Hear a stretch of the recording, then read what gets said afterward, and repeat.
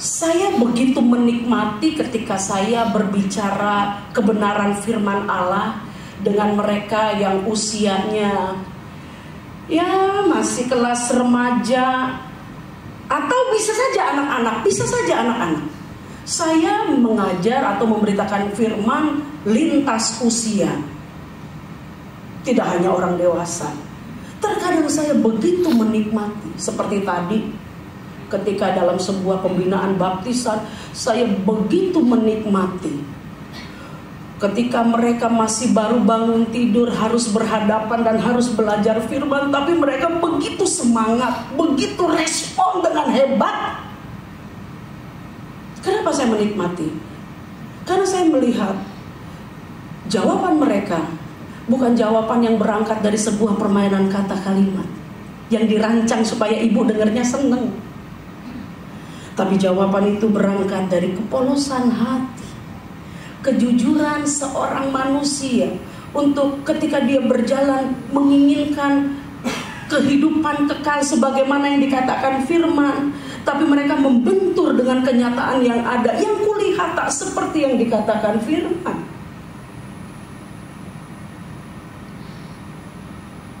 Di sanalah saya memberitahukan kepada mereka, jangan pegang apa yang kamu lihat. Banyak orang seringkali tidak menjadi kesaksian dalam hidupnya.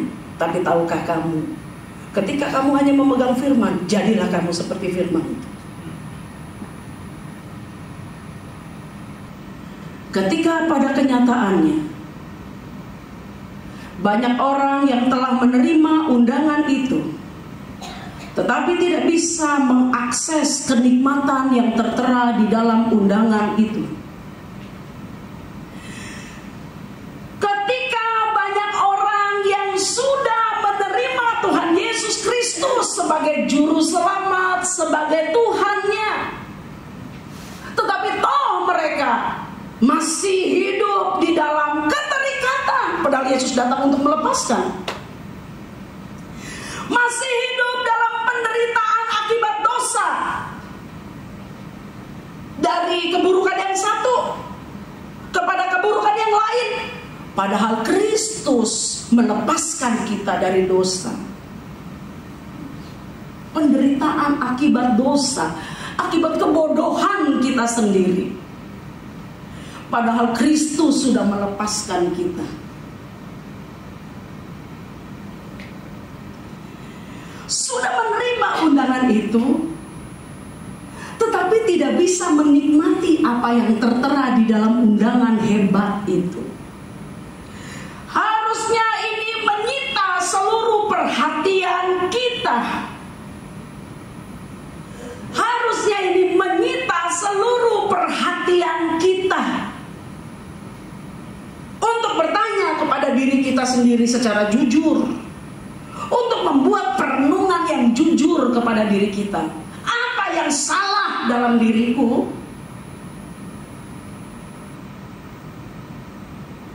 Benar?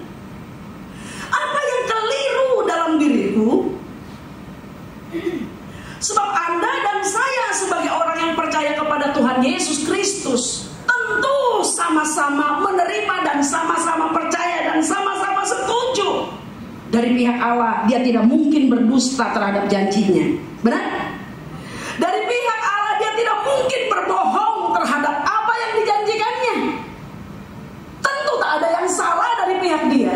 Tapi kalau belum, apa yang dijanjikannya belum kita terima, sekalipun kita sudah bertuhankan dia, maka tentu ada yang keliru di penerimaan itu.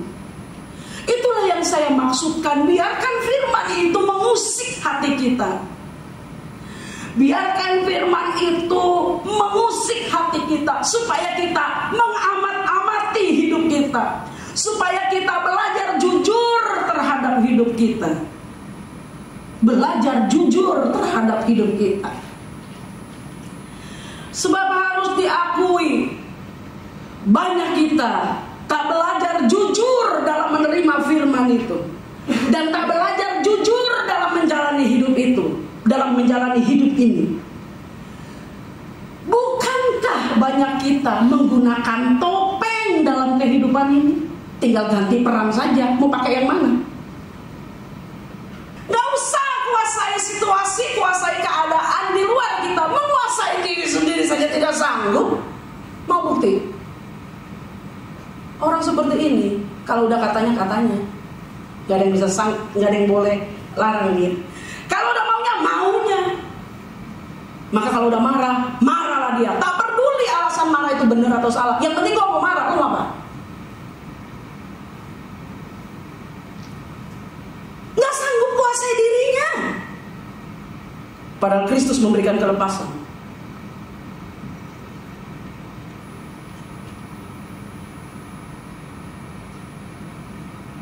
Kalau dia mau bohong, ya bohonglah dia. Kalau perlu pakai nama Tuhan untuk meneguhkan bohongnya. Padahal kita mengajarkan kepada kita jangan bersumpah. Kalau iya katakan, ya. Kalau tidak katakan, nggak perlu pakai dalam nama Tuhan Yesus. Bener. Kalau bener, ngapain pusing orang nggak menganggap kita nggak bener? Biarin aja. Kenapa terganggu?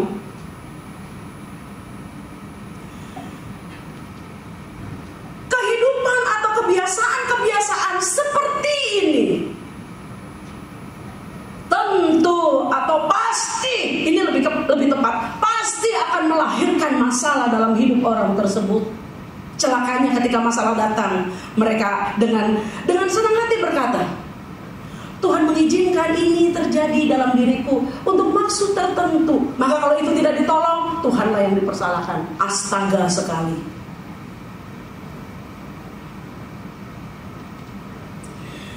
Oleh karena itu, jemaat Tuhan yang diberkati Tuhan Yesus Kristus,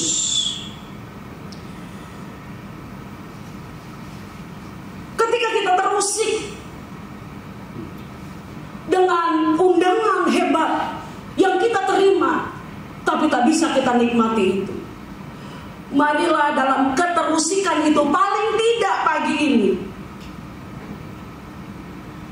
kita mengkoreksi diri kita sendiri. Bagaimanakah sikap kita menerima waktu kita menerima undangan itu? Baru terakhir nanti kita bisa tahu mananya yang harus diperbaiki. Untuk itu, ketika kita mulai merenungkan, memeriksa keadaan diri kita, yang pertama, ayat 25 sampai 26 Matius pasal yang 11 menyatakan dengan sangat jelas, ternyata undangan resmi kerajaan Allah itu hanya bisa diterima atau diakses oleh si penerimanya harus dengan sikap rendah hati, bukan rendah diri, rendah hati. Maka dikatakan, aku bersyukur kepadamu Bapa, Tuhan langit dan bumi, karena semuanya itu engkau sembunyikan bagi orang bijak dan orang pandai, tapi engkau nyatakan kepada orang kecil. Bukan orang kecil, bukan anak kecil, bukan. Orang kecil, mereka yang sederhana maksudnya. Orang kecil yang sederhana, mereka yang bersedia diajar, bukan menolak ajaran itu. Kita lebih mendengarkan apa yang dunia katakan dengan filsafatnya yang kacau balau itu. Kita menganggap diri kita sendiri itu bijak, bahkan lebih bijak dari Dia yang menciptakan kita. Sehingga firman-Nya buat kita itu menjadi sesuatu yang seperti sampah. Tak perhatikan. Kalau begitu, bagaimana mungkin firman itu bisa memberikan keuntungan, manfaat hebatnya dalam diri itu, sementara kita menolak untuk diatur, diajar oleh firman? Tidak mungkin. Maka ketika Dia memberikan undangan itu, Tuhan Yesus menyinggung, terima kasih Bapa. Ini kalimatnya begitu menjadi, kalau pisau itu dia bermata dua. Dia memberitahukan, aku bersyukur kepadamu Bapa. Kenapa bersyukur? Rahasia kebenaran firman Tuhan hebat ini tak dibukakan untuk orang cerdas, orang bijak, tapi belagu nggak bisa. Kenapa? Karena dia pikir dia udah pinter, dia nggak butuh arahan Tuhan. Tidak. Tapi kebenaran firman itu dibukakan untuk orang kecil, orang yang sederhana, yang rendah hati. Cuma orang-orang yang seperti itu yang bisa mewarisi hebatnya kuasa firman Tuhan. Kadang-kadang saya harus bersabar sekalipun susah di hati ketika orang bertanya, memang bisa Bu Tuhan menolong? Memang bisa Bu Tuhan bikin hal yang hebat? Ketika masalahnya begitu rumit, saya cuma mengatakan, kalau saya mungkin tidak, tapi kalau Tuhan tidak mungkin tidak bisa. Kalau saya juga boleh ragukan, siapa sih saya? Tapi kalau Tuhan, jangan coba-coba ragu. Amin. Amin. Jangan coba-coba ragu.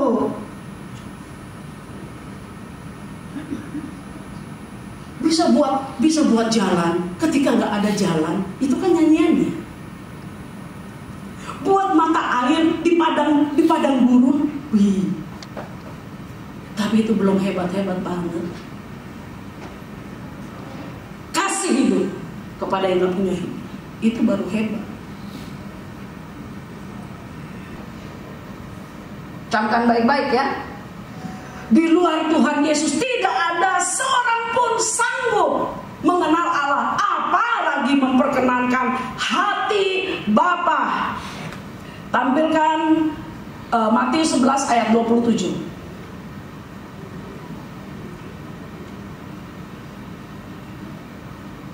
Oke. Kita baca sama-sama. 2, 3. Semua telah diserahkan kepadaku oleh Bapa-Ku, dan tidak seorang pun mengenal anak selain Bapa, dan tidak seorang pun mengenal Bapa selain anak, dan orang yang kepadanya anak itu berkenan menyatakannya. Saudara ingat ketika Tuhan Yesus ngomong begini di Yohanes 14 ayat 6, akulah jalan. Terus apa? Dan kebenaran dan hidup. Tidak ada seorang pun yang datang kepada Bapa. Penutupnya? Penutup apa? Kalau tidak melalui aku.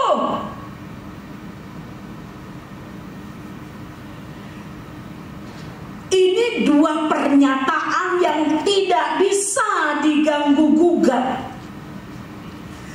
Hanya Kristuslah yang memperkenankan hati Bapa, hati Allah. Berkaitan dengan ini, maka usaha kita, kerja keras kita, banting tulang kita dalam wadah agama tidak akan ada efeknya apapun. Saya ulangin ya. Hanya Tuhan Yesuslah yang memperkenankan hati Bapa. Maka ketika ini terjadi, you kerja keras, berusaha, banting tulang atas nama agama, memperkenankan Tuhan, tidak akan pernah ada hasilnya kecuali kegagalan. Karena Allah telah memilih cuma Yesus yang memperkenankan hati Dia. Tidak ada jalan lain. Waduh, ini nggak sembarangan, saudara. Ini kalimat mematikan. Kalau ini adalah sebuah diskusi, ini kesimpulan terakhir, kunci mati. Tidak bisa ada kesimpulan lagi. Hanya Tuhan Yesus yang memperkenankan hati Bapa. Sehingga kalau Anda dan saya mau diperkenankan Tuhan, sudah kalau kita bisa memperkenankan hati Tuhan, oh itu nikmat banget. Itu seperti begini. You mau apa terjadi? Itu kalau memperkenankan hati Bapa, ya kan?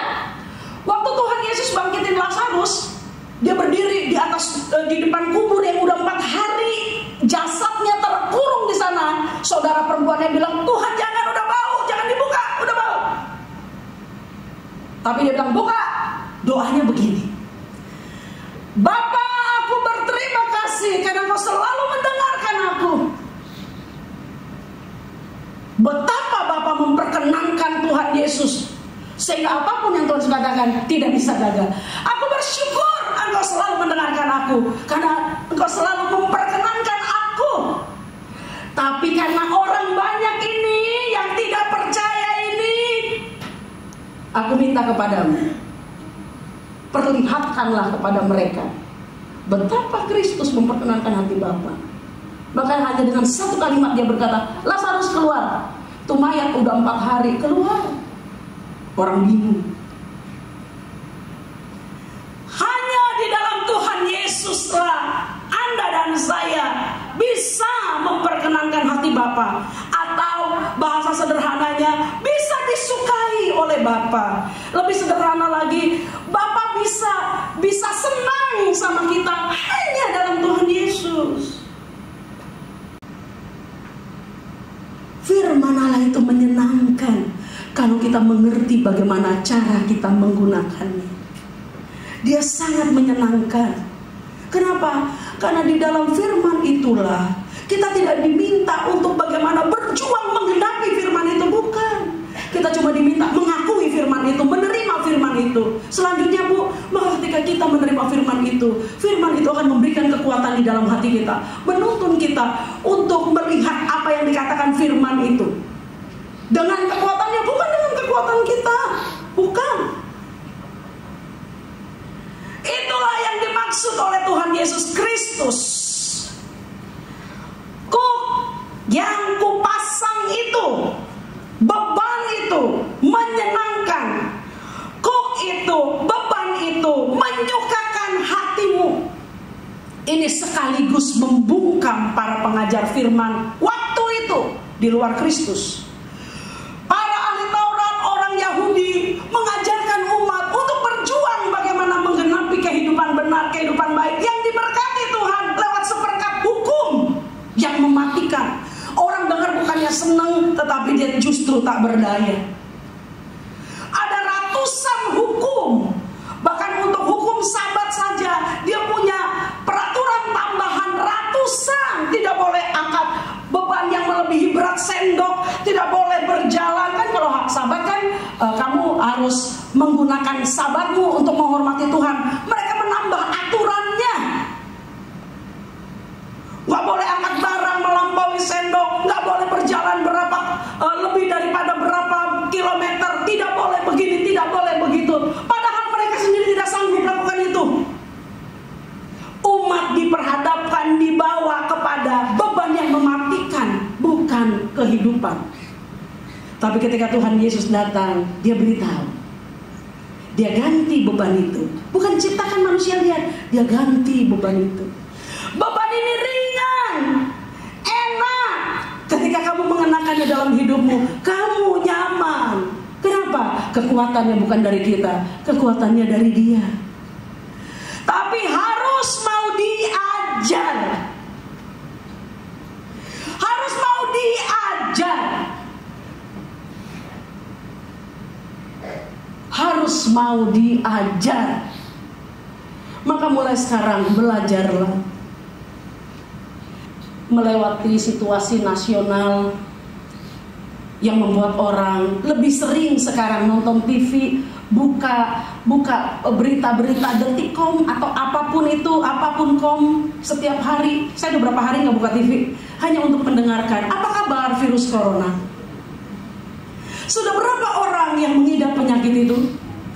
Bagaimanakah kisruh di tempat perbelanjaan? Masih ada kabaran tersisa untukku untuk dibawa pulang, sementara mereka yang berduit sangat sanggup memborong seluruh supermarket kosong melompong. Benar?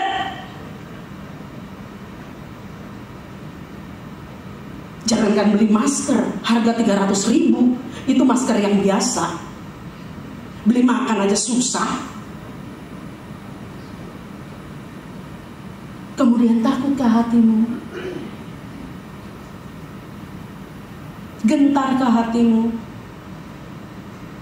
Penelitian kedokteran membuktikan, ini bukan omong kosong, orang sekuler yang membuktikan.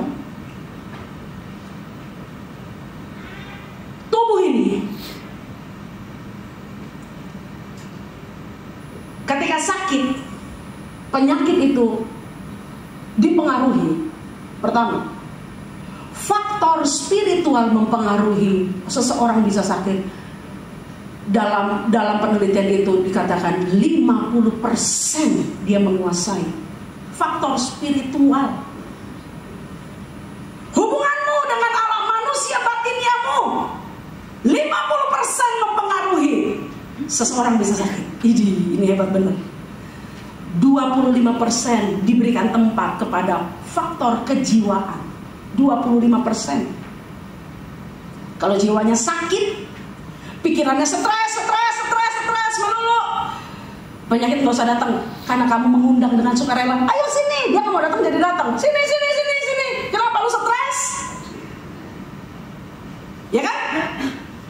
Stres, sakit perut, sakit kepala, hantem panadol terus menerus, nggak sembuh. Ya iyalah, orang stresnya nggak selesai.